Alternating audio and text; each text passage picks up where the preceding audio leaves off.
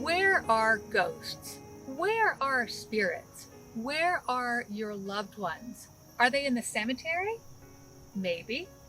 Before I answer that question, let me start with a disclaimer.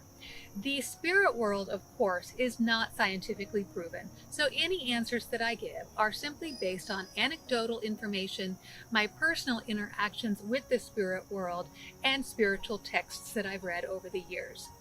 So, having given that disclaimer, I believe that the spirit world is all around us. I believe that it's another plane of existence. It's simply a plane of existence that vibrates at a much higher frequency. If you imagine, for example, a ceiling fan, when that fan is on low, you can easily see the fan blade. But if you turn that up high, it becomes much more difficult, sometimes impossible, to see the fan blades at all. Spirit energy is a lot like that. When we're in our physical bodies, we are vibrating at a low frequency.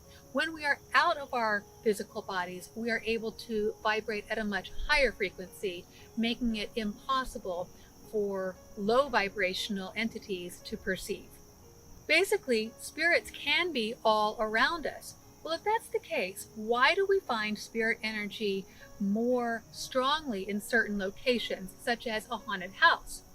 Well, in many cases, I believe that is simply residual energy. Residual energy is just the energy of spirit that has gotten trapped into an environment.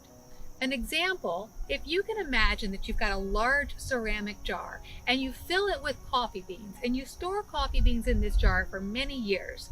One day you dump out all the coffee beans, you have a heck of a cup of coffee, and then if you were to put your nose into that empty jar, I bet you would still smell coffee in there.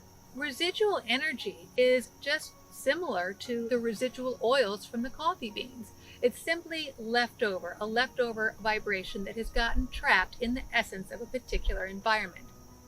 Having that energy trapped in the environment also explains why we find that a lot of times when people start doing renovations to an old home, it may kick up some of this spirit activity. It's kind of like kicking up dust. If you disturb the environment where the energy is trapped, you're going to have more of that energy come out. So, if the energy can be anywhere, if it can be all around us, our loved ones can be all around us, where are they? Well, our loved ones do continue to learn and grow on the other side. They do have their spirit tasks that they're doing, but they do spend time around us, watching over us, being with us, because they love us. And so they're around us many times, not all the time, you certainly have your privacy, but they're around us and watching over us many times, and they are especially around us whenever we're thinking about them or whenever we're speaking to them. So, are your loved ones in the cemetery? Yes, they are, whenever you're in the cemetery.